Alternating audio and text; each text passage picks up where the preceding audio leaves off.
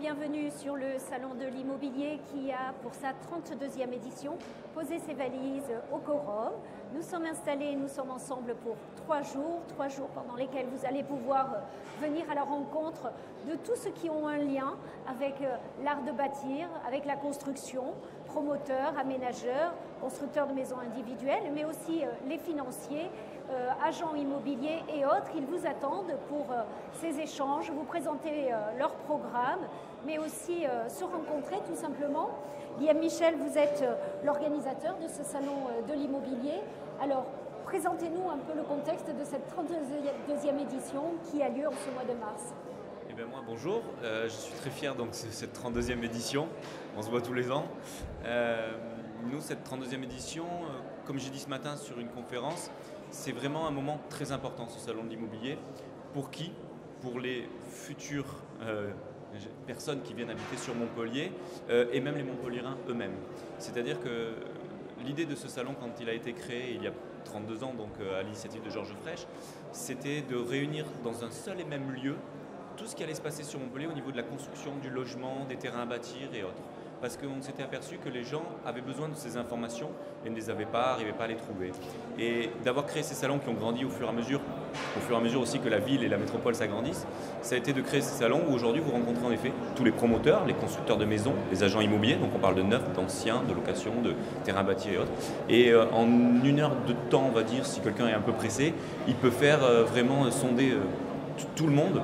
Il peut aller voir aussi les courtiers en financement ou les banques pour dire bah voilà, je gagne tant, est-ce que j'ai droit à ci, ça, et en 5 minutes ils leur font une petite enveloppe et il peut aller voir les promoteurs, les aménageurs, les constructeurs et autres en disant bah voilà, vous avez droit à un appartement, un T2, un T3, vous avez peut-être plus le droit à une maison avec un petit bout de jardin qui est quand même le rêve aussi quand même de tout Français, et ça c'est très, très important. Donc nous, cette idée, c'est vraiment l'information pure, et également pour la partie des professionnels, c'est de se présenter, c'est de se montrer, savoir qui ils sont, parce que toute l'année on ne les voit pas, ils ont des structures, ils ont des bureaux, mais on ne voit pas qui ils sont.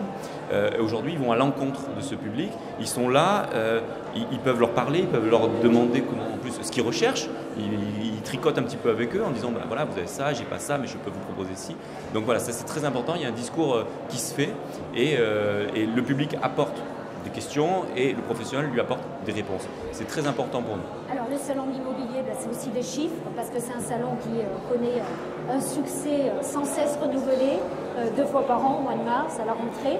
Là, pour ce salon de l'immobilier, sur ces 3 journées au quorum, combien d'exposants sont réunis? Alors en effet, en termes de chiffres, c'est 110 exposants, tout confondu, donc comme je disais, promoteurs, constructeurs, agents immobiliers, et on atteint à peu près 6000 visiteurs sur 3 jours.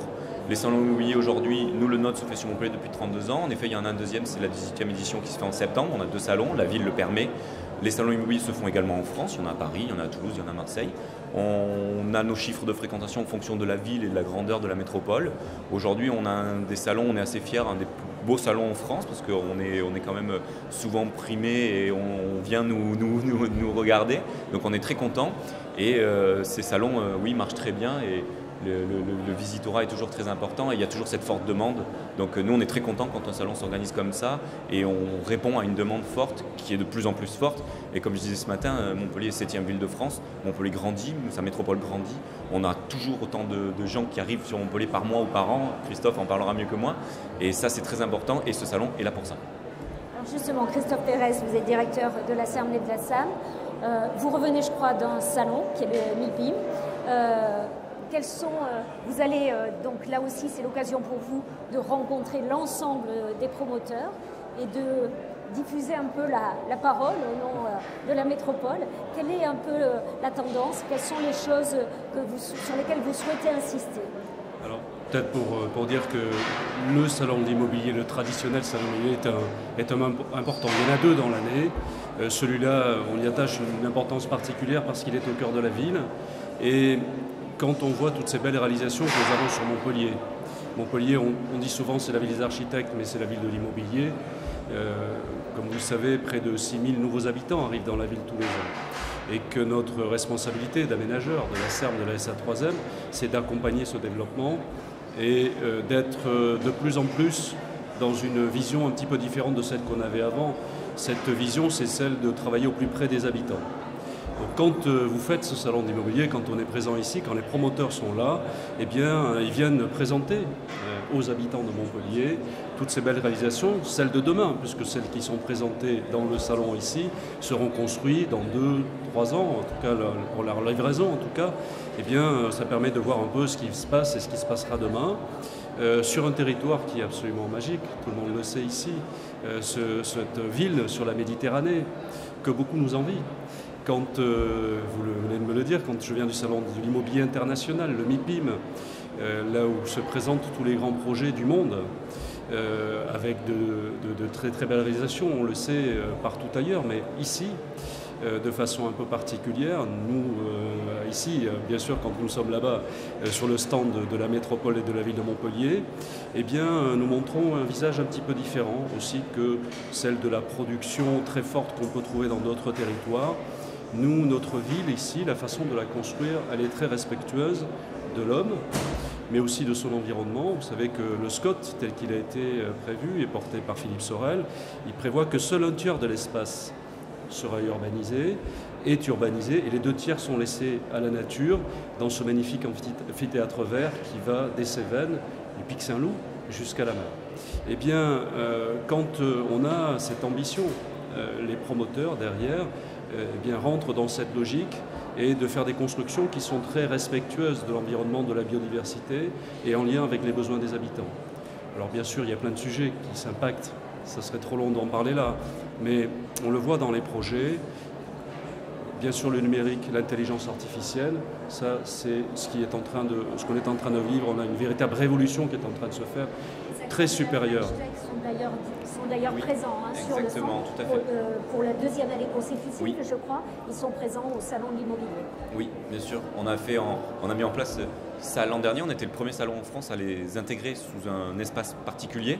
C'est vrai que ces gens-là n'ont rien à montrer au public parce qu'ils vendent leurs solutions aux promoteurs, mais c'est eux qui font l'habitat de demain. Et c'est très important de les avoir parce que le promoteur peut aller également dans cet espace, montrer avec son futur acquéreur comment va être son logement de demain et comment ils le construisent. Et le public peut aussi poser des questions à ces startups et les startups évoluent tous les jours, heure par heure on va dire. Et je me souviens de l'an dernier, un qui m'avait dit j'ai une version bêta comme on dit de V22 et ben là je vais faire la V23 parce qu'une personne m'a posé une colle et j'ai trouvé l'idée super. Ça c'est très important. Le numérique, premier sujet, évidemment tout à fait fondamental, on vient de le dire. Deuxième sujet, sans aller trop loin, c'est celui de l'habitant et de la construction qui est aujourd'hui complètement, qui est en train d'évoluer. Notre ambition, c'est de produire des logements pour tous les habitants, quel que soit leur niveau de revenu. Donc il y a bien sûr le logement libre, il y a le logement social, mais également une nouveauté que beaucoup nous envient, c'est le logement abordable, celui qui permet de répondre à tous les besoins.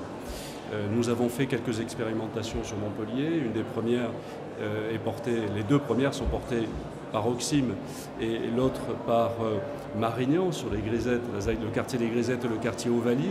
Eh bien, ce logement abordable, il est l'expression même de la façon dont on va vivre demain, avec l'idée d'un parcours résidentiel. On peut avoir une pièce supplémentaire, mais aussi des espaces partagés, mais aussi un jardin sur lequel on peut faire sa propre consommation.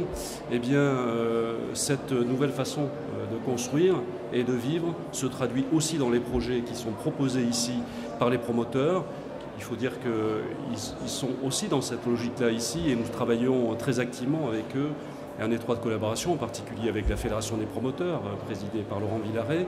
Eh bien, ce travail que nous faisons, il est extrêmement productif et extrêmement intéressant pour l'évolution de la ville dans cette logique de transition écologique et énergétique, du numérique, de l'intelligence artificielle, pour faire que Montpellier et sa métropole continuent à se développer et surtout poursuivent son rayonnement.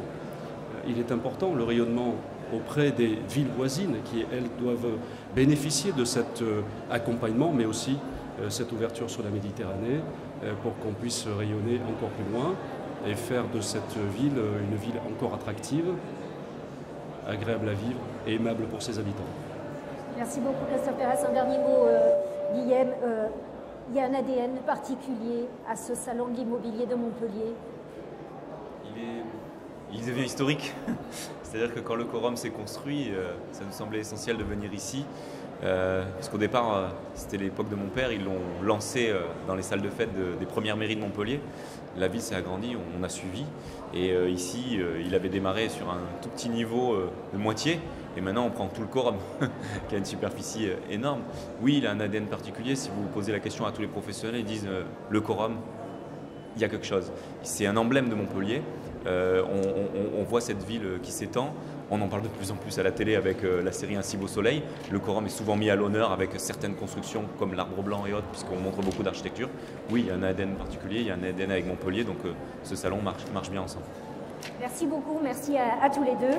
Donc c'était le premier plateau, celui d'ouverture de ce salon de l'immobilier. On va se retrouver pendant ces 3 journées. Vous pouvez retrouver l'ensemble de nos diffusions et l'ensemble de nos plateaux, bien sûr sur le Facebook, sur la chaîne YouTube du salon de l'immobilier et puis aussi avec notre partenaire Forum TV. Et puis on se retrouve tout au long de la journée pour de nombreux autres plateaux. À plus tard.